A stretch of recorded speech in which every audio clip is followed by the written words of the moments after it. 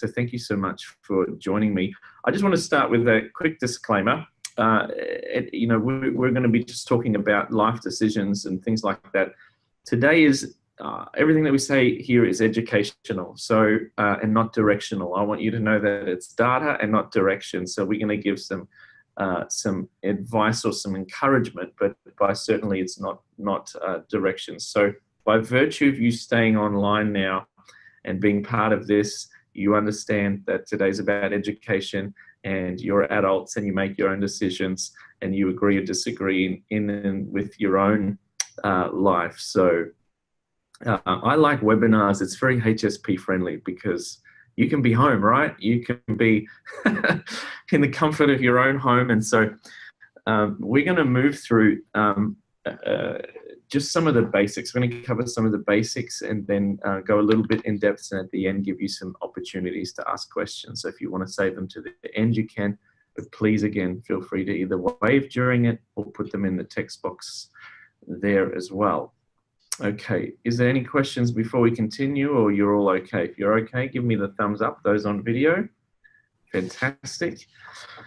Okay, well, what I have is a screen share that I'm going to put up here, and we are going to be covering some of the basics here. Now, you may be hearing things you've heard many times before, but it's always good to cover some of the basics. For some of you, that's not what I wanted to show you. For some of you, here it is. So you should see, if I'm right, something here which is a presentation. Everyone can see that, making life work as a HSP. I was just trying to Good. All right. I don't know if you can still see that. I might just leave it in here for now. And we're going to work through these and just talk about really making life work for us as highly sensitive people, as a highly sensitive person. So we're going to move through a few slides here and then just unpack it as we go. All right. Welcome. We've got another visitor here. Welcome, everybody. What I'm going to do right now for you all, as I mentioned before, I'm just going to put you all on mute. Just again, wave or put the questions in the chat as we go along. Okay. So making life work as a highly sensitive person, I guess what's handy for us is to understand some of the definitions and some of the things around what it means to be a highly sensitive person. And this whole term, highly sensitive person, was popularized by Dr. Elaine Aron. Now, Elaine Aron I believe she's a psychologist, and so she noticed in her dealing with people, and then also especially in her own life, there was something that was, I guess, regarded as sensory processing sensitivity. She had this epiphany as she was getting supervision. She talked about the overwhelmingness of life, the overwhelmingness of other people's situations, and was like, I'm highly sensitive. And so she discovered it, she looked into it. And she's written some fantastic books. Some of you may have got those. I do recommend her books. I just want to know that, I want everybody to know that we are going to, the angle or approach that I'm going to be looking at highly sensitive persons, and this is without apology, but you take it or leave it, is from a Christian perspective. My wife and I run a ministry. We help people. We work in integrated inner healing. We mentor people in that space. I spend hours and hours a week with people one-on-one here in my clinic office, just working through life's challenges and things. But we do that from a biblical perspective, from a Christian perspective, understanding that spirituality is real. So where you sit on that scale, that's up to you, but I know that this information is going to be helpful for you anyway. What Dr. Elaine Aron discovered was that it's a genetic trait and that it exists in around 1 in 5 people. The stats are around 15 to 20% of people are highly sensitive, and it's equal in men as it is in women. So you have just as many men that are highly sensitive as women. But as you might have guessed, maybe even by the fact that there are no men logged on right now in this group that I can see, it's not really something that a lot of men know about or might be comfortable with, especially in Western culture. And I guess part of our mandate and what we want to be able to do, and what I want to do as a male, is introduce some of this, the concept of this as well, to men as well, because it's just as equal as men as it is in women.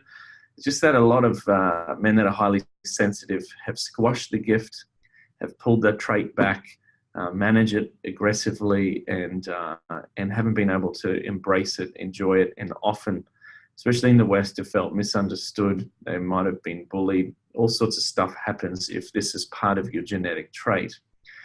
And 30% of highly sensitive people are extroverts. Some of you may be introverts in that you like your own space, you like your own company, you're very happy to work on your own, etc. But there are 30%, about 1/3 of all HSPs are extroverts. I'm one of those. And so it's always a challenge to say, I want to get around people, but not too much, you know. I want to, I do really enjoy other people's company, but then understand that if that's too much, then I'm overwhelmed. The genetic trait is put there because, by and large, what Dr. Elaine and others who have studied this have been able to find out is that, we'll come back to this in a second, is that the genetic trait is there because they've been able to, through research, understand that being highly sensitive actually affects your nervous system. So it's not just that it is something that is a spiritual reality, but is actually that it affects your nervous system. And so this is why we can tend to feel frazzled. This is why we feel overwhelmed. This is why we can get nervous. This is why we want to leave certain situations. This is why we often will jump to fight, or freeze. Okay, and so those are, as some of you may know, are just often some kind of protective mechanism that is just hardwired into us, that we either want to fight against it and push people back through anger and aggression because we don't feel safe, we feel under threat, or we're going to flight, which means we run away and get away, or we're going to freeze, which means we just can go numb, or use some kind of other substance or something to not feel what we're feeling. Because highly sensitive people, we can't not. We have to feel. Life is feelings, and in a society where we have to learn to trust our own feelings, this becomes, just progressively more difficult. So Elaine Aron came up with this great acronym. Again, some of you have heard this, but that we just want to. Have you got a question there? Have you got a question there, Nagai? Oh, sorry, I must have just pressed it accidentally. Oh, no worries. Okay, we'll keep going.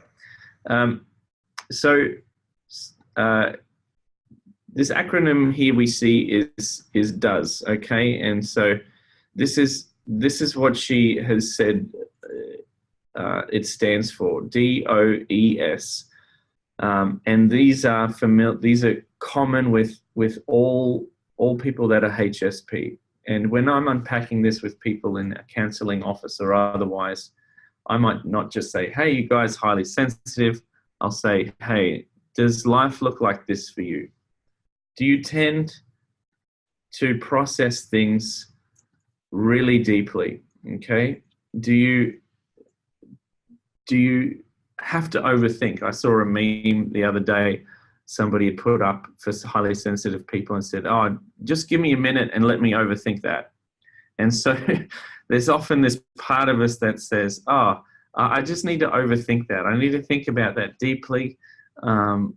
you know, it can be a pain in the butt, because your mind and your processing is always going. You know, you tend to make decisions a little slower because you want to make the right decision. I don't know if you an impulse buyer, but a lot of HSPs are not. They tend to just think, I want to make the right decision. I want to make a good decision.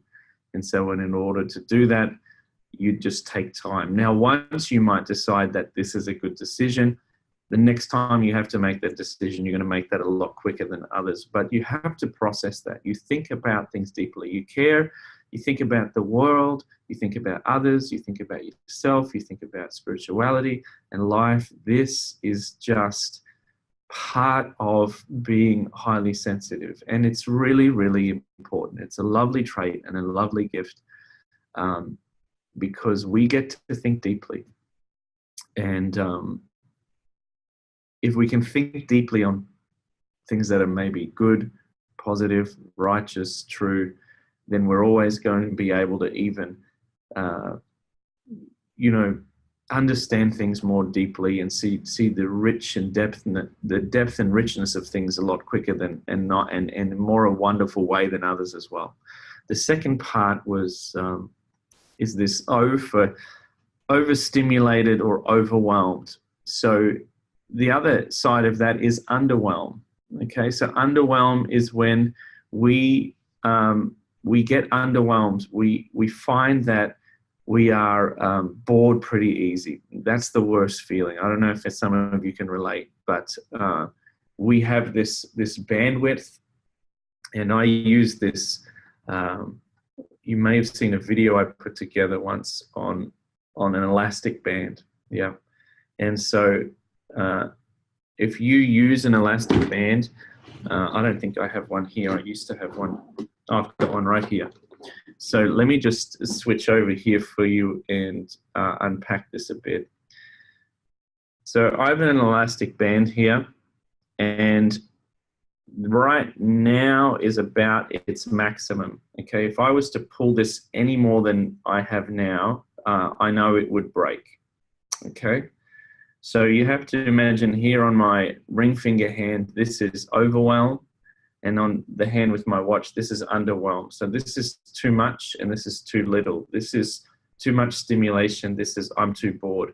Now, a lot of people's capacity to understand, like 80% of the population can go right out here. And the world is made to go max, go fast, go hard, go long, or, you know, just rest, relax, do nothing. Okay, and they can do that. And most of society is built especially in the West, in Australia and America, New Zealand, just in Western cultures is built in that. If you've spent time, I was in India and Indonesia this year, and they put rest into their work. That, you know, they can literally do nothing for a day, and they seem to be okay with it. You know, it's just built into their culture. But this is our bandwidth. This is the 80%. But for a highly sensitive person, it comes right into here. Okay, so you can imagine it's not that our elastic band is smaller, it's just that, and if you understand with elastic bands, the more I stretch it, the thinner it gets. Okay, and so, but bringing it in here, this is thicker now. The experience is richer. You know, what I do capture between underwhelm and overwhelm is a lot richer. It's a lot deeper. You know, everyone's thinking like this, but we concentrate. You know, if you ever buy concentrate juice at the supermarket, you know, we're not the watered down one. We're the concentrate version. Okay, and so we packaged a little smaller, but and my kids have done this. They thought this is just a box of juice, and they just pour concentrate in there, and they're like, wow, this is so rich. Well, that sort of explains what we're like, because we're not this maximum watered down version. We're like that. But what that means is other people's capacity to snap or to be overwhelmed or underwhelmed is here. But for us, overwhelm is a lot smaller. Everyone else is here, we're here. So if we're tracking with people that are able to walk at a capacity, speed and pace think, make decisions, do life at this capacity, we have to bring ours in here. If we try and match them, we will find ourselves overwhelmed or underwhelmed. Okay. Now, I want you to know that fundamentally, there is nothing wrong with being HSP. It's not a problem to fix. Okay. God, it's not a problem that you need to fix. It's something that if you learn to love, if you learn to manage, okay, and you learn to govern, you learn to be the manager of your sensitivity, then you'll find life is just so much easier and amazing. So I've had, grown men in my counseling office here, and men in their 60s, and they've said, David, I need help. They'd be like, I go to church on Sunday and I come home and I just, I want to leave the service in the middle of the music's too loud, and, I don't know what's going on. I mean, I love God and I love church, but it's all too much. And can you fix me? And I've just sat them and had them do the questionnaire that Elaine Aaron has put together. And they will score like out of 24, they'll score like 22, which puts them really high. And I said, there's actually nothing wrong with you. Let me tell you a bit about yourself. Do you process things deeply? Do you get overwhelmed? I said, you are like this. I cannot fix you. In fact, it would be criminal for me and inhumane to think that I could fix you. I said, you need to learn to love you and understand and begin to manage that realm of overwhelm and underwhelm. And so it means that you might not like to go to the mall or the supermarket. Big crowded spaces are going to just overwhelm you. You must manage your calendar. You must manage the amount of stimulation that you have. And you will have always been like this. And so that's some of the overwhelm and underwhelm. And it can be people, places, environments, thoughts. But really what sets a lot of that is your schedule and the decisions that you make. Now, Elaine Aaron, says a little bit when she talks about this, and particularly around this area of being overwhelmed and underwhelmed. She said, you just are going to have to realize that you might not be able to run at the same pace as everyone else, that you may not even be able to work a 5-day work week like everybody else. She said a lot of HSPs will do better and may have to make some life adjustments. Again, this is education and not advice, friends. But HSPs can often get more done in 4 days as the 80% of the population does in 5 days, because you can concentrate and get stuff done there. And so they're decisions that my wife, we're both HSPs, and our middle child is HSP. We've had to make those decisions and choices. And we've found we're better for that. Let me just pause there for a second and just see if there are any questions. If there are, give me a wave or punch something in, or any thoughts or comments on that. Now, Terry wrote, we see many different sides of the situation at the same time, analyze it, feel empathy for everyone and generations regarding a decision. We do, and the world needs HSPs in leadership positions, because we're actually attuned to be far more aware and caring about what everybody thinks, what everybody feels, okay? Because that's important. There is, in her research, they've found that this HSP trait not only is in humans, but in all animals. And so you'll find 20% of horses, 20% of dogs, 20% of fish and cats are highly sensitive. Their nervous system is attuned differently. And what they do is, so you might see a pack of horses, and all of a sudden there's some sort of twig that breaks in the forest, and then all the horses hit, like about 6 out of, maybe 60 horses, 6 of their heads go up, and they turn around, and then they bolt, and because horses know what's going on, they all run. They're like, crap, if George thinks something's wrong, we better all run. And so they all run out. But it's not that every head went up, it's that a select few went up. And if you talk about things from a species survival mode, if that's the angle they're coming from, is that it's important for everything that has been created to have a portion of those that are highly sensitive, that are attuned to the world, that understand and see things differently, because it allows the rest of the species to survive. And so this is just part of being who we are. Elaine Aron uses this great picture or illustration or allegory, if I can use that, of HSPs are like the priestly advisors, while the rest of the world are like the warrior kings. They want to get out there and they want to do it and conquer and be successful and just make it and conquer the world and take over the nations. And there's always that scenario in most movies where the warrior king's gone out there and he's driven his army and they've taken on another army that's like 5 times their size, and they weren't thinking about it, and he's on his deathbed and he says, where's my priestly advisor? Bring me the priest. And the HSP priest comes over gently, and the king's like, what happened? He said, well, you didn't think about it, did you? You didn't consider it. And it just wasn't wise to go out against that great army.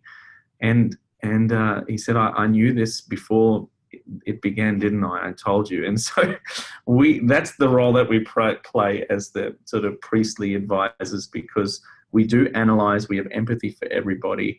And it's a wonderful thing. When you have HSPs that are leaders, man, these are the sort of leaders that people like to follow if they're in a good space and they manage themselves. So some of the leaders that I coach, I've discovered are HSPs, and you can see you as far as somebody who can relate and keeps the office and the environment at a place of peace. HSP leaders are able to do that because they connect, right? If you turn up, you turn up. You're watching this webinar right now and nothing else matters. You're present, you're here. Everyone loves talking to HSPs. You'll find yourself in a line at the supermarket, and all of a sudden, 2 minutes later, someone's telling you their life story and they're like, I don't know why I told you that. The reason is, and this is the next point, the reason is because you are emotionally responsive. All right, that's this next point here. You are emotionally responsive. Let me put a marker here. Okay, you empathize with people, and research shows, and you'll notice this if you pay attention, you'll notice that people always tell stories not according to the story, but according to the listener. In other words, if somebody says, hey, how was your day? And as a HSP, they don't really want to know the details. They actually want just to, say something polite. You're going to know, and you're like, yeah, my day was good. My day was good. And let me just a minute here.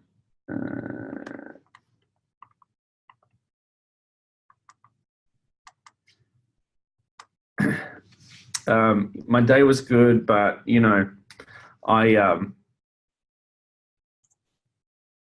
don't actually want to tell you any more information. If somebody is listening and engaged and emotionally responsive, engaged with you, you'll always tell them more of the story. Okay. So people who just want to know data, you give them the data, but people who want to know how you feel, you always do that. Now, HSPs are always engaged. They're always emotionally engaged. They're always present. And so that is why a lot of HSPs usually are great counselors, ministers, friends, coaches. They listen because you're present, because you care and you get it. And the expression and the micro expression on your face, and oh my gosh, oh, that's sad. You'll cry, okay? In my counseling office, people will start crying and they're like, I'm sorry, I shouldn't cry. I said, please cry, because if you don't, I will. In other words, like, I know what's going on here. That's a tragic story. I can feel the pain in the room. I know what's going on. Please cry. If you don't, I'm going to do that. Okay. Not that I'm embarrassed, and often you cry together, but that's the empathy. I discovered that a test that I did a few months ago told me that I was like in the top 2 percentile of people that are empathetic. And it's just part of a HSP trait, is that you're empathetic and you're emotionally responsive. And that can have its upside and downside. Again, you want to be able to manage that. How many of you simply cannot watch horror movies or scary movies? Yeah, I've never been able to watch horror movies, scary movies. Most HSPs can't. I don't even like having the news on the radio, on TV. I'm like, I'm not doing the news. I don't want it in my home. I don't want it in the atmosphere, but I'll hear something and I'm like, why on the 6 o'clock news are you telling me that, this lady was beaten and raped? Like, my gosh, that's terrible. And I'm cooking dinner. I don't want to hear that, right? So we just switch it off. But that's because we're emotionally engaged. We emotionally are part of this, It's just really part of the deal. It's part of what's going on. And so that's very much part of what happens with us if we're highly sensitive, and it just tends to be part of the deal, if you know what I mean. It's just part of what goes on. And so let's move to the next bit now. Let me just modify something here on my screen so we're all together. The final thing that we're talking about here is, here we go. The final thing we're talking about here is being sensitive to subtle stimuli. Now, that can be lights, sound, oh my gosh,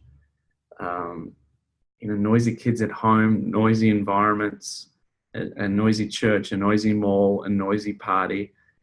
And it's like an assault on the senses. You guys know what I mean, right? It's just like, oh my gosh, this is sensory overload. I need to get away from this. And we will usually subconsciously be able to remove ourselves from that environment somehow. Yeah. We want to get out. We want to do something. One of the best things I brought for myself this year are noise cancelling headphones. All right. I just put them on, all the noises out. Sometimes I'll put them on at home. Sometimes I put them on, and you can get them. They vary in price. You can, get some earbuds that are around, $60, or you can spend up to $400 or so on a big expensive Bluetooth pair. And I bought the more expensive pair because I spent so much time in planes and airports, and so although some of my travel's finished, I still use it at home. It just helps me block all that out and be in control and manage what's going on. I remember talking to a teacher she was a high school teacher, and we were just at their house for dinner, and she explained how, and she was rather embarrassed. She says, oh, you know what, at lunchtime, I go to this dark room and I don't tell anybody where I go, and it's the costume cupboard for the drama class, and no one knows where I disappear to. But she says, I just have this towel that I lay out, and I just lay in this dark room for half an hour. And she says, if I don't do that during the day, she says, I don't know what's wrong with me, but if I don't do that, I just can't handle it. I just need to be out of the school noise and in a dark place. And I said, you are hands down a highly sensitive person, and it just revolutionized her life, because she said, I thought there was something wrong with me. I said, no, there's something terribly beautiful about you, but it's just a matter of you not understanding what you have to do to manage it. If you have to be in a classroom 6 hours a day, you're going to have to organize some kind of time off, or you won't last the distance. You'll have to go to part-time or something in order to do that.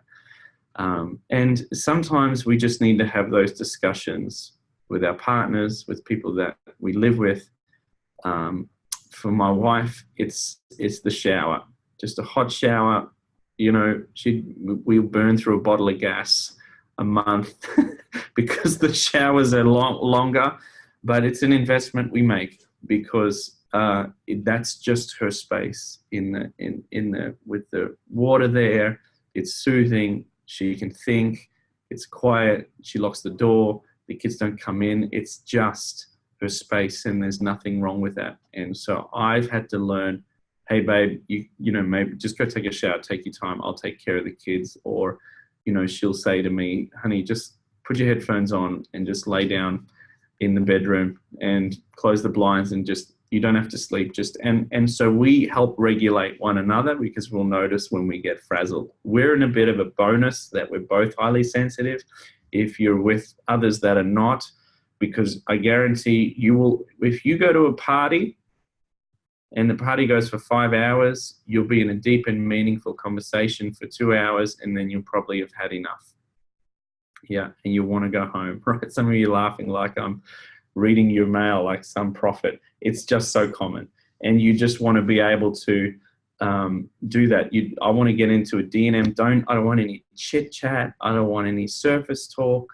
I want to find 1 or 2 people, and we're going to have a D&M, or I'm just going to sit and listen to your story and be empathetic, and then I'm going to go. And so your partner might be there having drinks, having fun, playing games, and you're like, can we go? Can we go?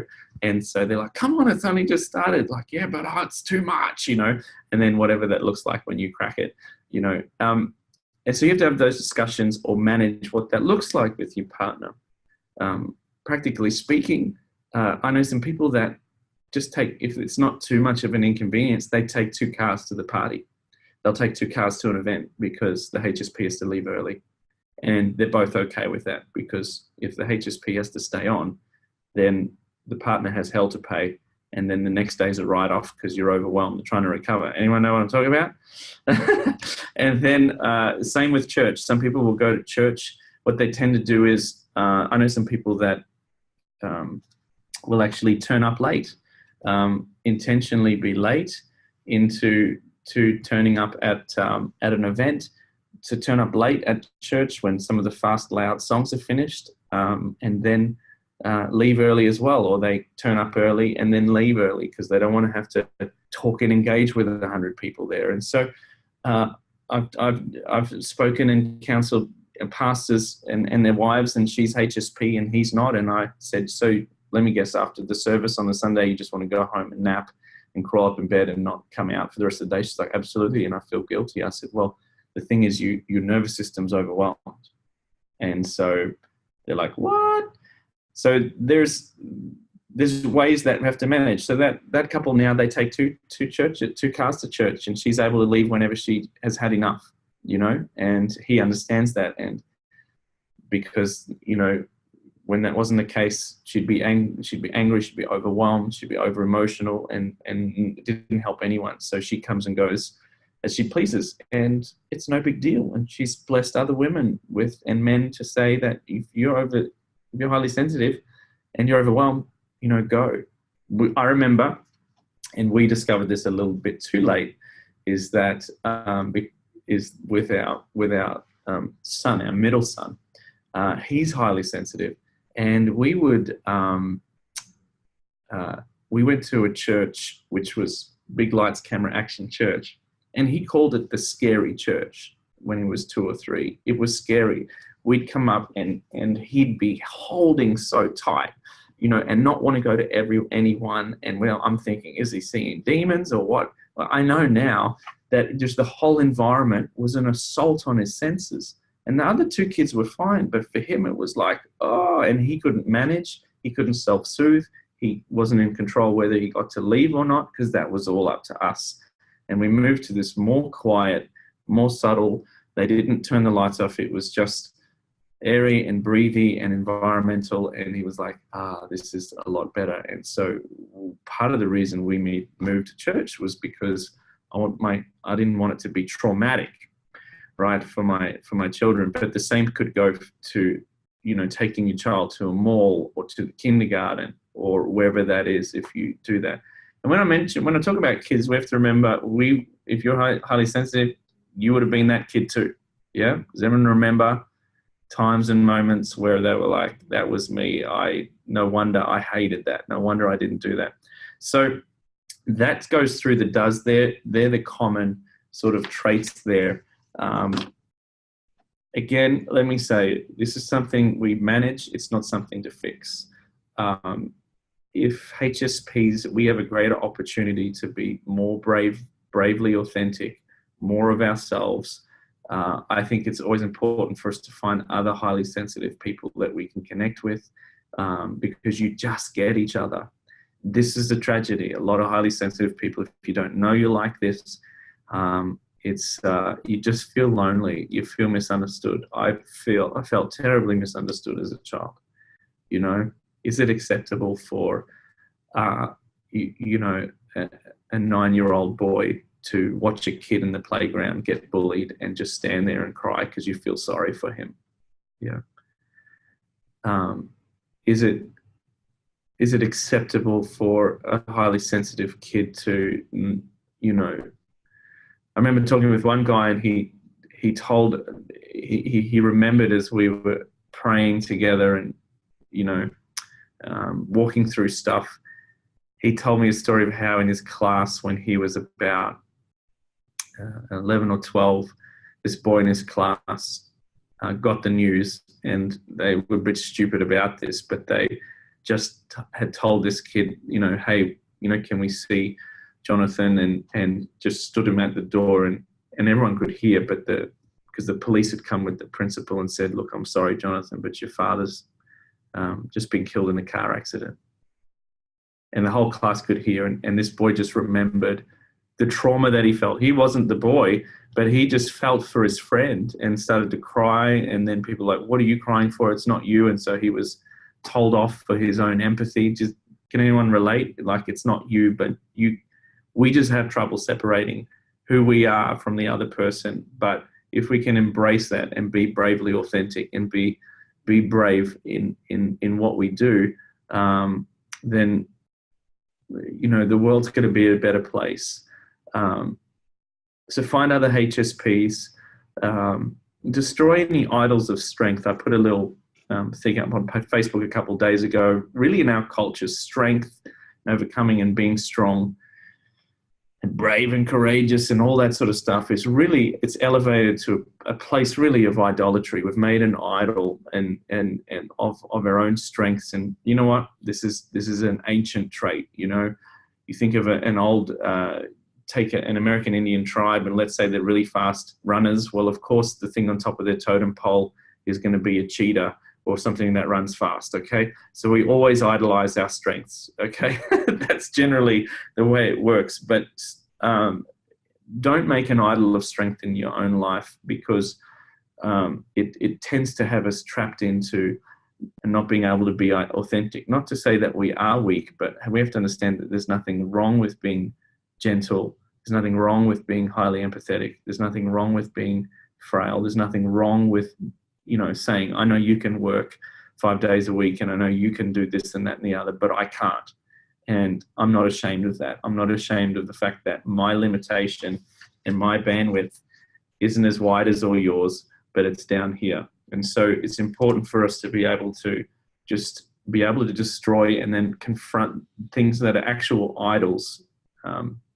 We usually don't see people as they are. We see them as we are. And so people often look at us through the lens of their own life experience, say, why aren't you like me? And so the answer is because I'm like me. It's important for us to be kind to ourselves, love ourselves, treat ourselves well, keep good boundaries, okay? Even if this means you're going to disappoint and let people down. And we then need to learn to mitigate, knowing somebody might be upset and let down and disappointment that we're not spending time with them. And we then need to be okay with the emotion that we're feeling in them and not think, oh, I know it's sad, so I'll just go and spend another 3 hours listening to your story, even though I'm already frazzled. You just have to put up good, strong boundaries. Doesn't mean you put up a wall and block everyone else out, but the person that you and I are in charge of is ourself to govern. It's important to honor our body, understand the signals that our bodies are giving us, choose foods, things that nurture us, and from a Christian perspective, and this is something that we have to remind ourselves to do, is to take this gift that we have and not feel that we have to control it, but to release the control of that gift back to God as well. And so, as creative, conscientious type people, those are some things we have to do, because we do feel deeply, we are emotionally reactive, we do need time to process, we do pick up on different stimulation, we do notice subtleties, things in the environment.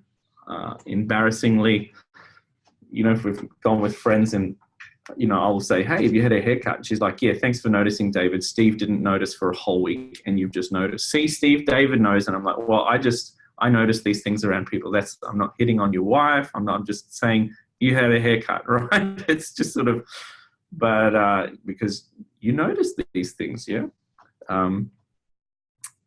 What's lovely is a lot of HSPs are because we're conscientious, HSP kids have, generally good manners. We want to be polite. We want to be kind to the world. We want to, move against any kind of cruelty or violence. But again, have a space that you have your own, have a space you call your own, and put things in place that help you manage and govern this gift. So I'm done with talking. I would love just in the next time, thoughts, comments, questions, anything that you have, anything else you'd like to know about in maybe some other things, other videos. We want to put some websites, some webinars, some courses and things together as well. So I may not be able to answer them here, but as a HSP community, what are the challenges that you have and so on. So if you have something, do please give us a wave. I want to give you permission to butt in and say something. If you give me a wave, I can unmute you. Lynn, okay, here we go. Go ahead. Okay, something that you said helped me a lot, because I've gone through some really difficult things the last 9 months, and I had people who keep telling me, you've got to fight spiritual warfare, get your weapons up, and it would make me just cringe. I mean, I would get hysterical and cry, and then they made me feel like I was a bad person. And it took me a long time to realize that maybe that's not what God was asking me to do. And I actually withdrew, from people and just got quiet, because I'm getting emotional thinking about it, because I felt like I was a bad Christian, because the thought of fighting was just, but it was when I got quiet before God that my answer came. And a mature, godly woman said to me, Lynn, just be quiet. Just stop fighting. Just stop. And that's what I finally did. Yeah, wow. So when you mentioned that, because I realized when in the Old Testament, when the armies fought, the choir went before the soldiers. And sometimes didn't have to really use weapons at all. So, it's a battle for me, because I'm thinking I must be a bad Christian, God, because I don't want to go out there and fight. It's not that I want to serve God, but it's just, is that part of being HSP? I think so, because we hate violence of any type. And so we generally, we'll work towards non-violence. I do this online mentoring course on integrated inner healing, and one of the topics in this is on spiritual warfare. And so we have one starting October. You can, if any of you are interested, you can pre-register. If you go to my website, David Tensen, you can pre-register. But one of the topics in there is on spiritual warfare. And now I do this as a living. Okay, we're in inner healing, in deliverance, in prayer ministry, and I have found the best approach is a non-violent approach. We don't minister to demons, we minister to people. We keep our eyes on Jesus. We want to be part of the Prince of Peace. And there are some very strong warnings in the Bible around taking the battle to the enemy and taking on the enemy. Okay, and so that often has created big shows and, you know, very driven. You know, we're going to take him on, we're going to put the armor on, we're going to take the sword of the Spirit, we're going to bind the devil, and we're going to do that. None of that is actually biblical. You don't see it in Jesus' ministry as well.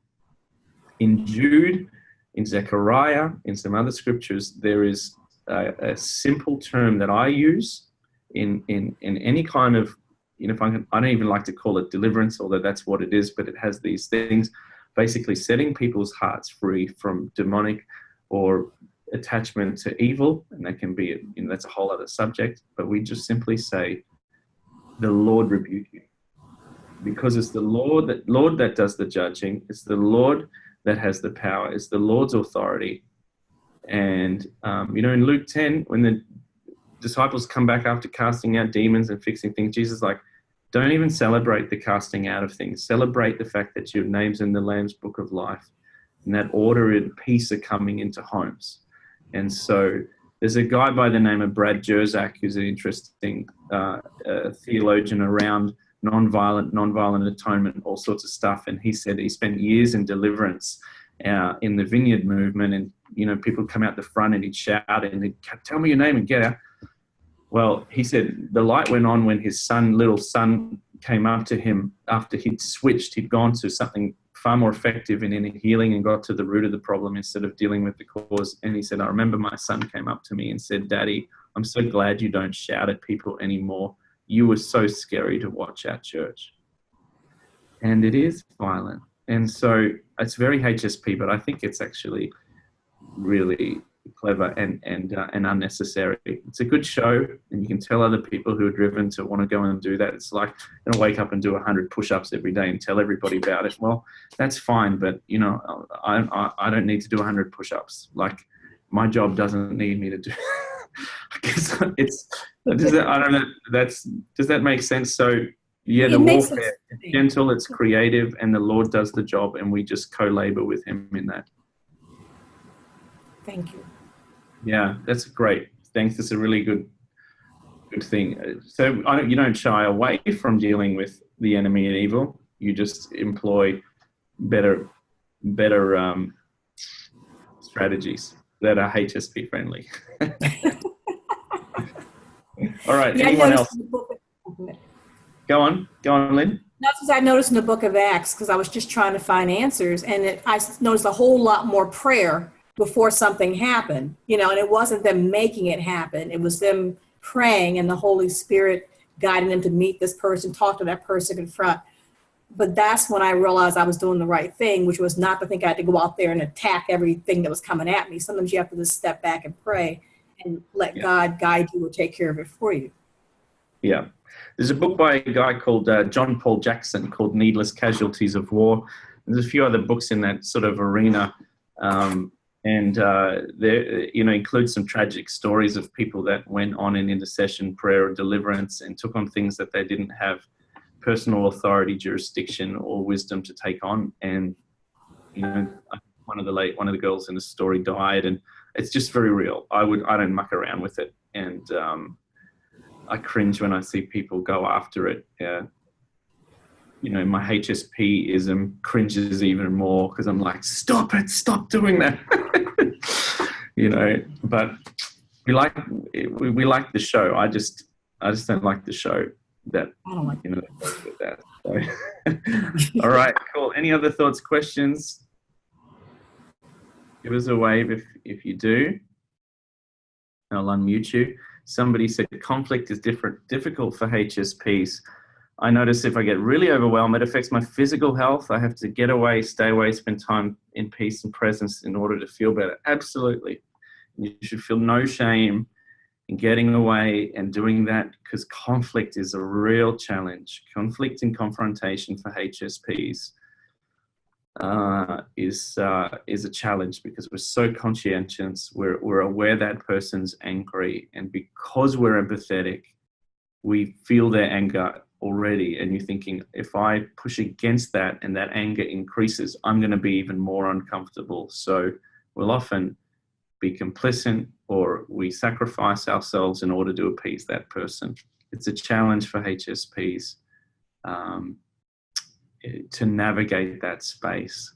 What we often want to do is do whatever it takes to fix the problem so that that person's emotional state that's caused, is in overwhelm, anger, or in a negative zone for us. We want to fix that because we don't want them to be sad, angry, or depressed, because if they're sad, angry, or depressed, we are sad and angry and depressed. Yeah? But that's not ours. Hello. That is not your sadness, not your anger, not your depression. And so this is where I've found, we don't have time to get into it, but things like certain types of prayer, certain types of mindset, practicing certain things allows me to check in, know what's mine, know what's theirs, and say, hey, that anger, sadness, and depression you're feeling is yours. It's not mine. It's not my responsibility. And if I choose not to feel that, but still connect with the person, but not with the feeling, okay, then I'm going to be able to make some more rational feelings, because most often HSPs are driven to fix people with an underlying agenda of, if you feel better, I'll feel better. And so we can fall into narcissistic or codependent relationships quicker than other personality or traits than non-HSPs. Yeah. Go ahead, Debbie. Oh, I just asked a question. How do you disconnect from the other person's emotions? Yeah, that's a good question. So there are a couple of things that I do. One of those is I do a check-in. I'm going to see if I can get it up on here. So one of the first things I do is I check in with myself at the beginning of the day, or a time, or a session with somebody. And so that means that, let me just have a look here. See if I can get this going.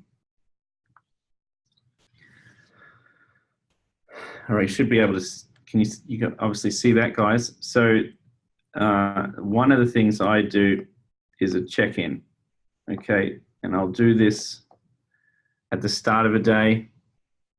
I'll do this before I meet with somebody, is just increase in self-awareness. So I'm thinking to myself, okay, this is me. How am I doing today? Well, if I'm doing today, if I'm honest, I'm a bit tired. Okay, I'm going to own that. Should have gone to bed earlier, whatever the case is. Second thing I might say is emotionally, if I'm going to give myself on a scale of 10 being great, 1 being, in a hole. Actually, I'm at an 8 today. I'm at a pretty good space. Okay, so I check in with my body. I check in just with my emotions, because for us, what we want to be regulating is our energy. Forget time scheduling. We got to schedule our energy, because that's our most important resource, and that's what you got to watch. So for me, I'm tired. My emotions at about an 8, and am I feeling frazzled? No, I'm feeling good. How's my spirit? Yeah, good. I'm feeling good with God. I'm feeling good with myself and my environment and where I am here. So I'd give myself as good. So that's me and my stuff. So I check in. So I know that's what I look like at the start of the time. And so this little exercise for me allows me to go, all that's mine. So if we talk about the other now here, they might be sad. They might be, well, no, I'm tired, my body's tired. They might be very excited. And this doesn't mean that it's a good thing, but there's a high energy. There's an intensity around the actions in their body. On emotions, if you want to put a hole at 1 and walking on the hills of sunshine with rainbows and lollipops at a 10, then I think looks like they're at about a 4, because I can see they're quite sad and not feeling well. And then I don't know how their spiritual life is, but I'm going to guess that's where the place they're in. So I have to have this line of demarcation and say everything on this side of the fence, this is all mine. Yeah. Because what people will want to do is they will want to borrow some of your 8, okay, to increase their 4. Yeah. And so in order to do that, what are you going to do? What are you going to do? And so this is where good things like boundaries come in. Understanding what's yours and what's not. And so the simple thing of check-in is like, I'm here. What I might do is allow you for a few minutes to plug in and draw a little. I can drop to a 7 if you want to get to a 5, but all you're getting is 1 point, because if I drop to 6, I can't afford to go on for the rest of the day. Does that make sense? So that's one thing that I'll do. That's just a practical mental note strategy. There's other things we'll do in prayer. I'll always pray for the kiss of God, which is the armor of heaven. That's another topic. I will, Carol Brown, in the interview that I did with her, talked about putting on a onesie. Does everyone know what a onesie is? She says, this is my spiritual onesie. It's like a onesie is like, what's that? It's like a one-piece jumpsuit, but that's her thing. She says, I put on a onesie. And what she means is I imagine myself getting into this costume, but it's made of the light and the love of God. And that becomes my barrier between myself and either the evil the other person's carrying, any demonic attachments they have that tend to leak onto us or whatever. And so that's one of the strategies that she uses. I have another friend who, if you can, let me switch back here. If you can imagine you are like, I call this lady here, I call her Betty the burden bearer. Okay. This is Betty. She's quite happy, but she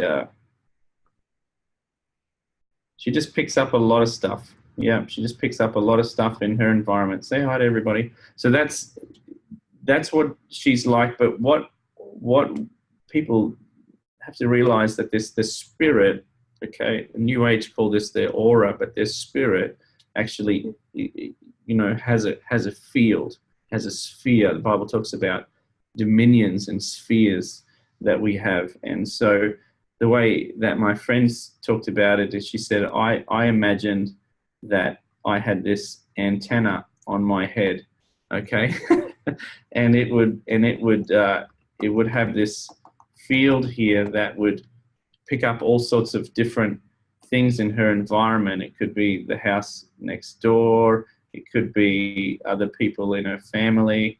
Okay, it could be things at a work environment. It could be her care and concern for the world and the different planets and what was going on. And so all these things are there. She said, I couldn't go for a walk, David, without like picking up stuff in what was going on in people's homes. So she used to use this simple exercise. She would do it physically. She would say, Lord, I want to go for a walk. I don't want to feel anything or pick something up. So I'm just going to put my antennas down. And so she said it took a while. I would just go for a walk. Before I walked out the door, I went, antennas down, which means I don't want to pick up any of this stuff anymore. And they were simple exercises, but they helped something in the natural to steer something in the spiritual. We took the realm of mastery and brought it into the mystery, first in the natural and then the spiritual. And she was able to govern her spirit in that dominion. And so those are a couple of things you can do. There's more advanced things around that, but there's a couple of things there.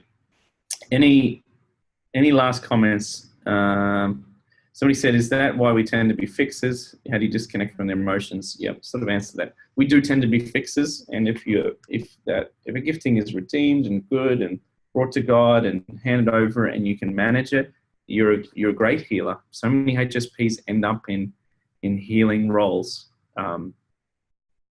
Elaine Aaron, not a Christian, but, said Jesus probably would have been HSP, Gandhi HSP, Buddha was a HSP. I mean, these people are deeply aware about the state of the world, just highly sensitive people, Any other, one more thought or question or comment? Anything else you'd like to learn about, or in maybe further things? Sydney, yeah, go ahead.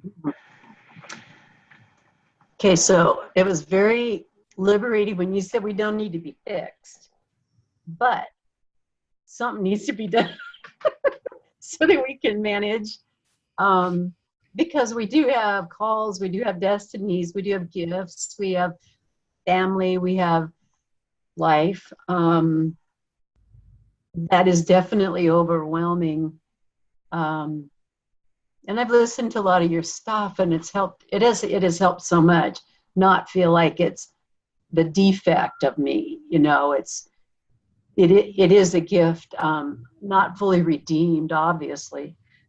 And I just want it redeemed. I just don't want to wake up pummeled every morning. Yeah. Because we're like this for a purpose, and I know it's beautiful. I just can screw it up so good. Yeah, can anyone relate? We feel like we've stuffed it up and we've overcooked the chook, so to speak. We've just, and life can be overwhelming, and so you're not alone, Sydney. That's a common thing. The challenge is we are so hard on ourselves. Like, we expect a lot from ourselves because we're deeply aware of ourselves and our flaws and what's going on. And so criticism, we hate criticism, right? Like, to discipline my highly sensitive child compared to the other one, I just have to give him the look and he's done. Like, I don't even say anything. The punishment is he knows he's done wrong. Like, please don't criticize me. And we just live, that hurts, right? Can anyone relate? Yeah. So we need to give ourselves a bit of a break too. Be a little non-HSP about yourself. And sometimes I think to myself, what would a non-HSP do now? Because that's going to be okay with 80% of the population. And is it really that bad? And so, that's good. We do have calls to life, destiny, and we want all this stuff redeemed. So, yeah. That's just what I want to learn. I would say it may be too much of a focus for me since I over-focus on those things.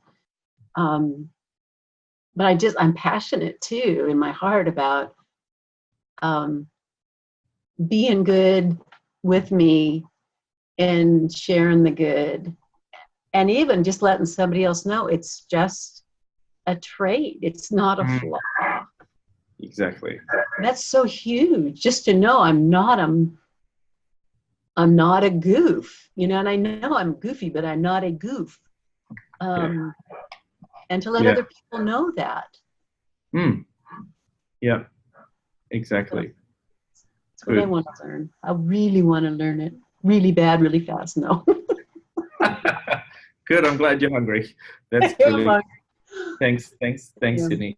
Anyone else before we go? Because I'm going to call the hour up. Any last pressing? Good. All right. Well, thank you so much for being part of this and for asking your questions and being part of it. If it was helpful, please just let me know. Put it in the Facebook group or something like that. There's a couple of, as I mentioned before when I was answering Lynn's question, we have an introduction to integrated inner healing course that goes over 6 weeks, starts in October. It's $199 US, and we just talk about different aspects to inner healing. I interview some brilliant people in that space. We catch up like this every week, where you can be part of a live Zoom with myself, Natalie, and some guests. And that goes for 6 weeks, starts in October. So the spots are limited. You can pre-enroll for that if you want to. I've also got another course, as some of you may have done, called the 4D Blessing. And so that's a great course as well. And I've got a special running on that as well at a discount. Just let me know and I can send you the link to that as well if you want to do that course as well. But our soaking prayers are available still on our site and other information. So thanks for being part of it. And if you do have any thoughts, comments, or feedback, other things you'd like answered in other webinars or courses, then please let me know. That would be invaluable to you because we want to be able to serve this community as best possible. All right. Bless you heaps, everyone. We'll see you later. Bye.